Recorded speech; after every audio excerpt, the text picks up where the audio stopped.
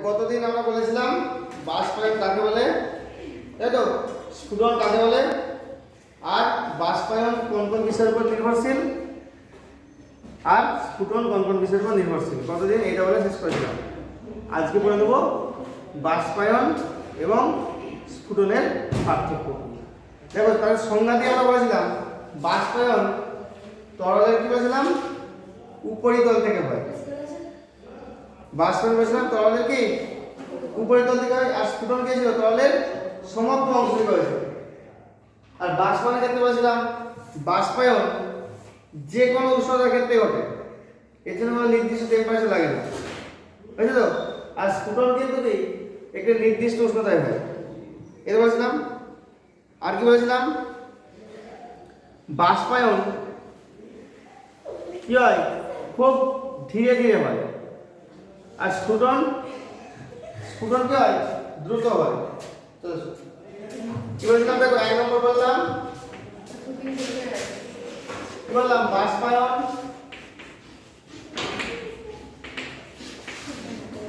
বললাম তরলের উপরিতল থেকে হয়।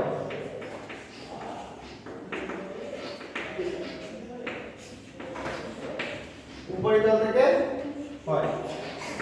আর এখানে বললাম স্ফুটন কি হয় তরলের সমগ্র অংশ থেকে হয়। তরলের সমগ্র অংশ থেকে হয়। আর 2 বলেছিলাম বাষ্পায়ন যে কোনো উষ্ণতায় হয়, যে কোনো উষ্ণতায় হয়। এখানে লিখবো বাষ্পায়ন স্ফুটন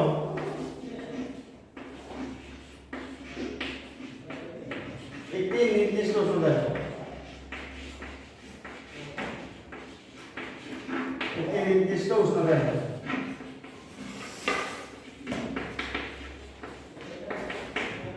তিন নম্বর, বাষ্পায়ন নিঃশব্দে হয়।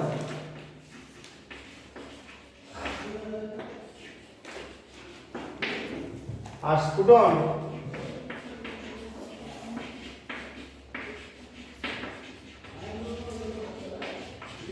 সশব্দে হয়। স্ফুটন সশব্দে হয়।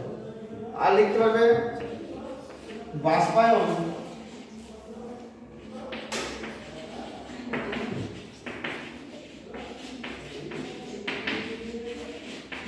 ধীরে ধীরে হয়।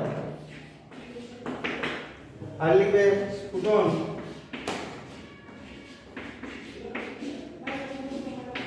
খুব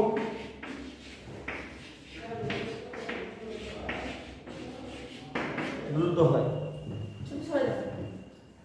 দেখো, এই আগে থেকে সংজ্ঞা দিয়ে অনেকগুলো পয়েন্ট আমরা পেয়ে গেছি।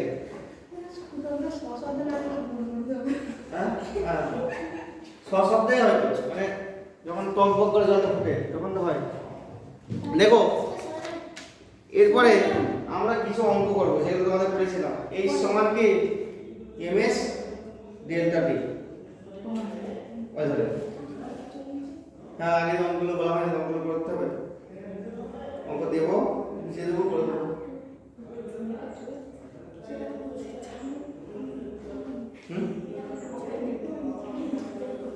দেখতে হবে।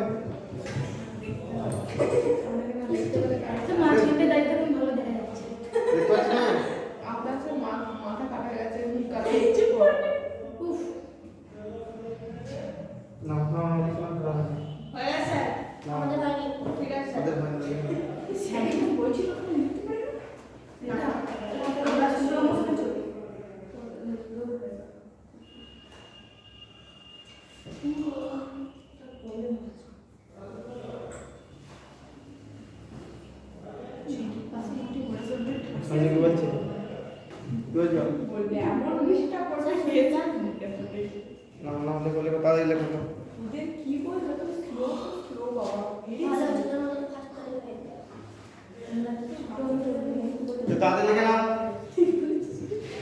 না, তোমরা লেখো, আমাদের যখন লিখছে তখন লেখো। লিখো 100 ক্যালোরি, 100 ক্যালোরি তাপ যোগ করে 5 গ্রাম জলের উষ্ণতা, 5 গ্রাম জলের উষ্ণতা কত পরিমাণ বাড়ানো যাবে? 100 ক্যালোরি তাপ প্রয়োগ করে 5 গ্রাম জলের উষ্ণতা কত বাড়ানো যাবে? এখন আমি অঙ্ক লিখে দিচ্ছি, তোমরা পড়ো দেখি।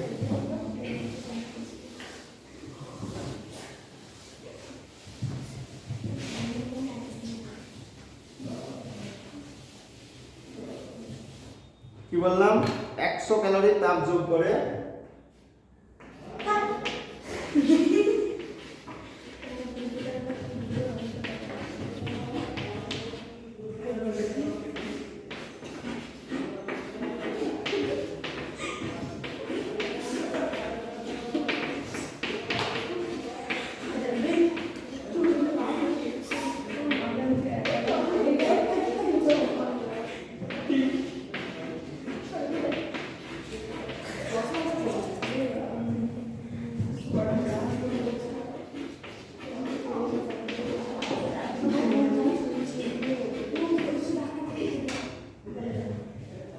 দেখো এখানে যে ডাটাগুলো দিয়েছে আগে সেগুলো অ্যানালাইসিস করে নাও, তাই তো?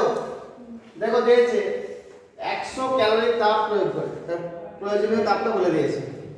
আর কি বলেছে? 5 গ্রাম জল, তাই তো? জলের ভরটাও বলে দিয়েছে। যেগুলো বলে দিয়েছে সেগুলো প্রথমে লিখে নাও। তাহলে জলের ভর যেটা আমরা বের করব কি এম অক্ষর দ্বারা সমান 5 গ্রাম। প্রয়োজনীয় তাপ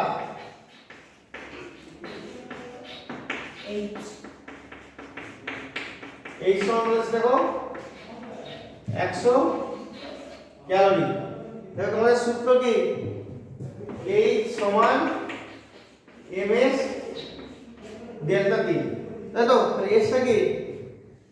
আপেক্ষিক তাপ বলেছিলাম। তাহলে জলের আপেক্ষিক তাপ সবচেয়ে বেশি, এটা তোমাকে কখনোই বলে দেওয়া থাকবে না। এর মান কত? 1। জলের আপেক্ষিক তাপ সবচেয়ে বেশি, তাই তো? তাহলে আপেক্ষিক তাপ S সমান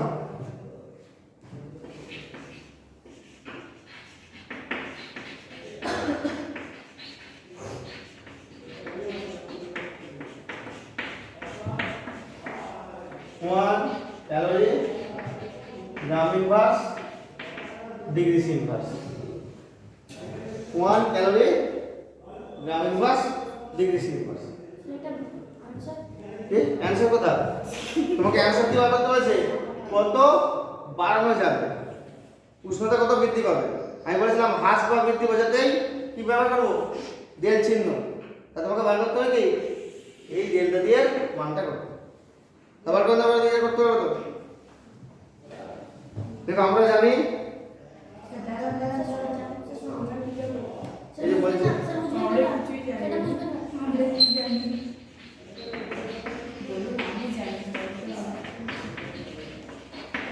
প্রযুক্ত তাপ H সমান ms ডেল্টা টি। তাহলে ডেল্টা টি সমান তাহলে কত হবে? H বাই ms এর মান বসিয়ে দাও। H বাই ms, H এর মান কত? 100। এর মান হচ্ছে 5 আর এর মান হচ্ছে 1। তাহলে কাটাকাটি করো কত হবে? 20। অ্যানসার তো কি হবে? Degree C, 20 degree C.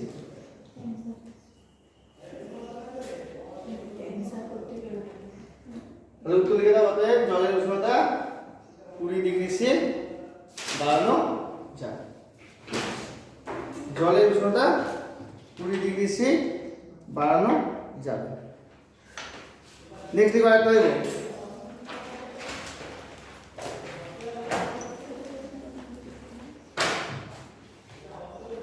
লেখো একটি 50 গ্রাম ভরের একটি 50 গ্রাম ভরের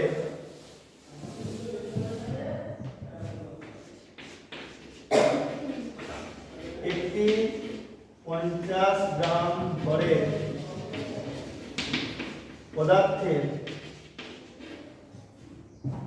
পদার্থ খন্ডের উষ্ণতা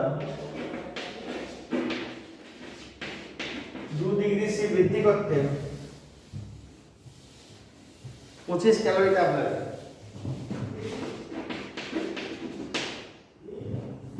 বৃদ্ধি করতে 25 ক্যালোরি তাপ লাগে।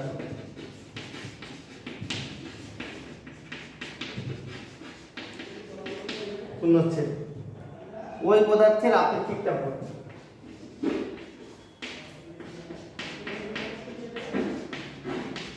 ওই পদার্থের আপেক্ষিক তাপ কত?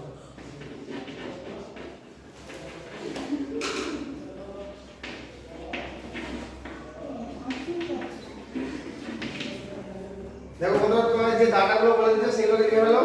কি কি বলে দিচ্ছে দেখো।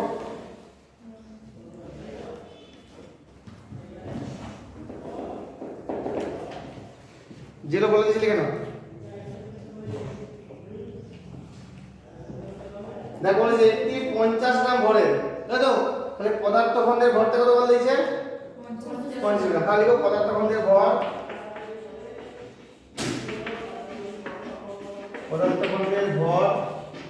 ব্র্যাকেটে m সমান 50 গ্রাম, তাই তো? উষ্ণতা বৃদ্ধি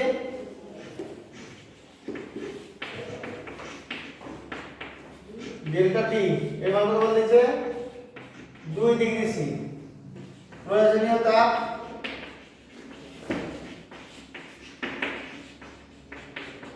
এই সমান কত বলে দিয়েছে? 25 ক্যালোরি। তাহলে আপেক্ষিক তাপ পদার্থের আপেক্ষিক তাপ জানতে এর সমান কত এটা জানতে চাইছে। তাহলে আমরা জানি H সমান ms দেখো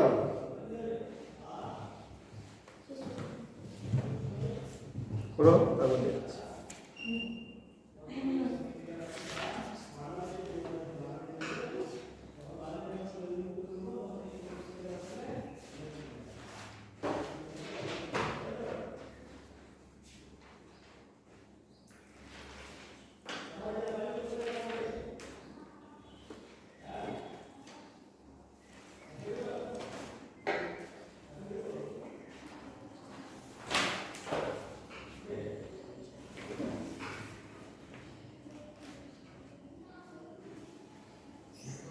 দেখেন আমরা জানি এই সময় এমসিতে মান প্রকাশ করতে কত হয়ে যাবে?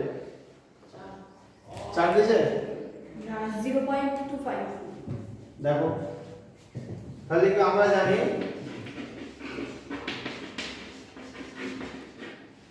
এই সমান ms ডেল্টা টি। তাহলে বা তোমাকে s দাও কত দিল?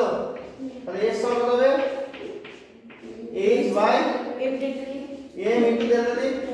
মান প্রকাশ করতে হবে h সমান কত? 25। m হচ্ছে 50 ইনটু 2। দাও কাটাকাটি করো। 1/4 1/4 সমান 0.25, তাই তো? তাহলে লিখবে আপেক্ষিক তাপ হবে পদার্থটির আপেক্ষিক তাপ। এককটা লিখতে হবে পদার্থটির। হ্যাঁ 25 লিখে দিও।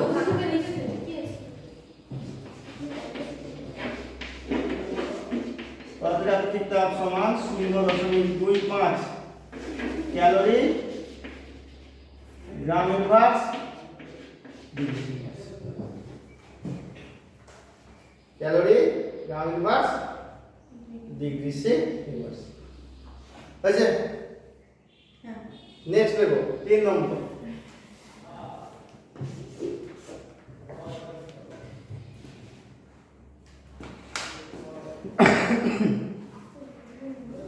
দেখো 2 কেজি সীসার উষ্ণতা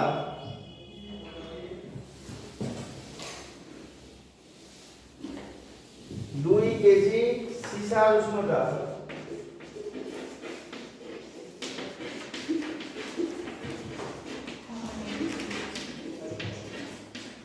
2 কেজি সীসার উষ্ণতা 15 ডিগ্রি সি থেকে 95 ডিগ্রি সি করতে 15 ডিগ্রি সি থেকে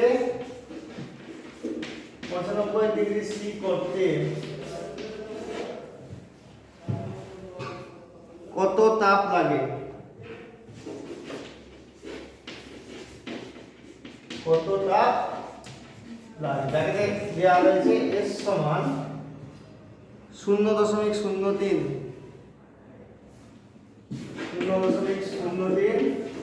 ক্যালোরি গ্রাম ইনভার্স ডিগ্রি সেলসিয়াস। এটা ব্যাকেটের মধ্যে দিয়ে দিয়েছি।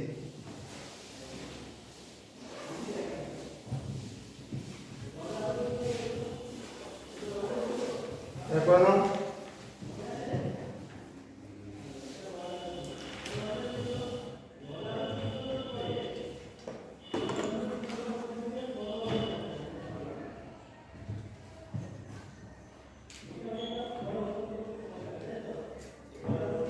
সীসার ভরটা কত বলে রাখবো? সীসার ভর ব্যাকেটে m সমান 2 কেজি হচ্ছে উষ্ণতা বৃদ্ধি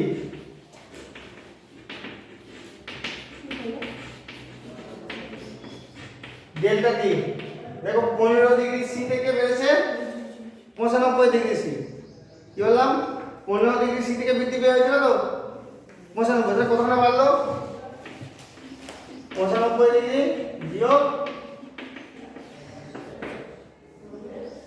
হয়েছে সমান 80 ডিগ্রি সি, তাই তো? আপেক্ষিক তাপ বলতে দেখো, আপেক্ষিক তাপ এসটার মান বলে দেওয়া যাবে সমান 0.03 ক্যালোরি গ্রাম ইনভার্স ডিগ্রি ইনভার্স হয়েছে। আমাকে জানতে চাইছে কত তাপ লাগবে, তাহলে অতএব প্রয়োজনীয় তাপ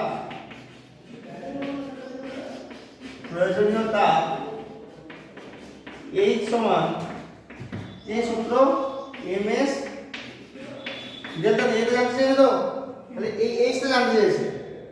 দেখো এই ক্ষেত্রে একটু বলে রাখি, আমাকে দেখতে হবে এককগুলো কিন্তু সব একই পদ্ধতিতে দেওয়া আছে কিনা। আগেরগুলো ক্ষেত্রে দেখো আমি কিছু বলিনি, কারণ এককগুলো সব একই পদ্ধতিতে দেওয়া আছে।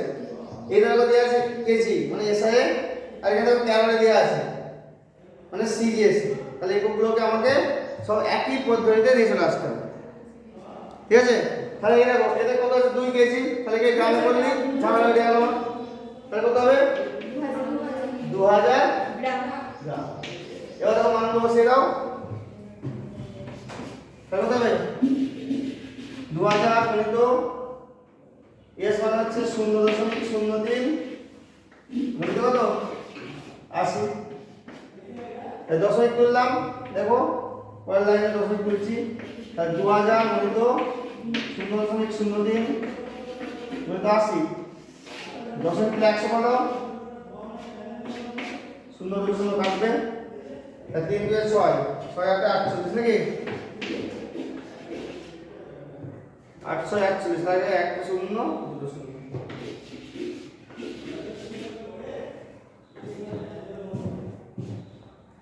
কত হলো 4800 ক্যালোরি।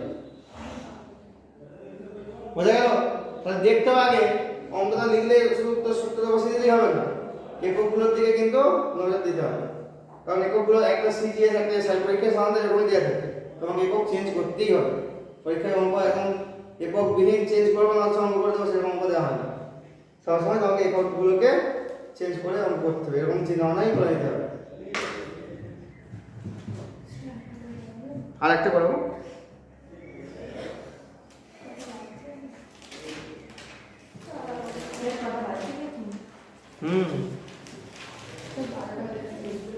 নেক্সট লিখো, আর একটাই করবো।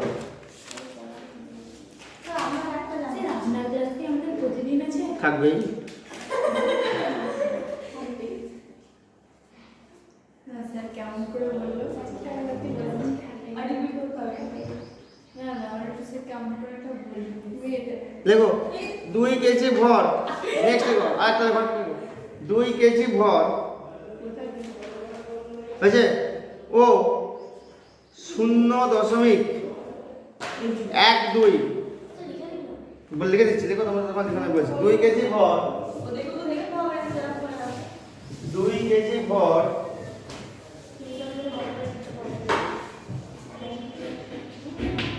ও 0.12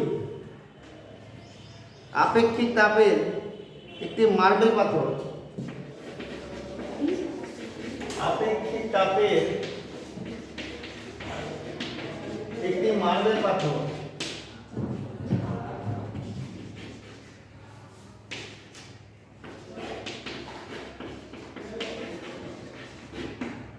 একটি মার্বেল পাথর 50 ডিগ্রি সি থেকে 50 ডিগ্রি সি থেকে 20 ডিগ্রি সি উষ্ণতায় শীতল হওয়ার সময়, উষ্ণতায় শীতল হওয়ার সময় কি পরিমাণ তাপ বর্জন করবে?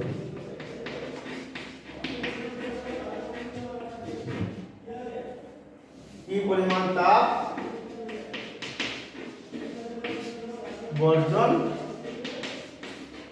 করে? দেখো যে ডাটাগুলো দিয়েছে সেগুলো তোমরা অ্যানালাইসিস করলে দিয়ে অঙ্কটা করতে পারবে কিন্তু।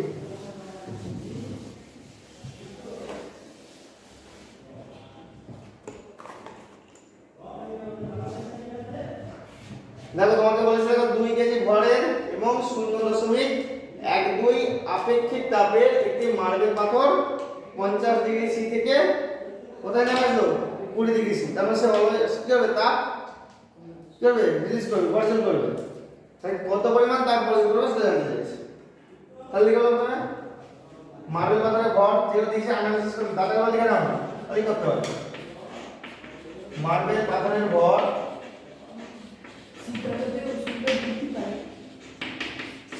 m সমান সমান 2 কেজি, তাই তো? উষ্ণতা হ্রাস ডেল্টা টি সমান 50 যোগ 20 সমান কত ডিগ্রি সি হবে? 30 ডিগ্রি সি। আর আপেক্ষিক তাপ বলতে দেখো, আপেক্ষিক তাপ বলতে দেখো এস সমান বলেছে 0.12।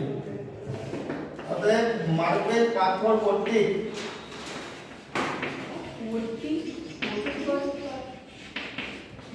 বর্জিত তাপ, তাপমাত্রা কত? এই সমান ms ডেল্টা টি। দেখো আবার এককগুলোর সমস্যা হবে, ডিগ্রি সি আছে তো সিজিএস আছে, তাহলে এটাকে অর্ড করতে হবে, গ্রামে করতে হবে 2000 গ্রাম বললেই আমার ঝামেলা দেওয়া। এবার মান বসিয়ে দাও, তাহলে 2000 গুণিত 0.12 গুণিত 30 নাকি 10 মিনিট করে দাও, নিচে 100 করে দাও, কত হবে? 12 × 36 = 72। তাহলে কত হচ্ছে 7200 7200 ক্যালোরি। এই দিকে থাকবে আজকে, পরের দিন আরো বলা যায় কোন রকম করাবো, মানে যে গরম জল এসে সন্ধ্যা যে আগে দিন বলছিলাম মিশ্রণ মিশিয়ে দেওয়া হলো, মিশ্রণের সাথে কত বাড়বে বা কমবে এ ধরনের করলাম।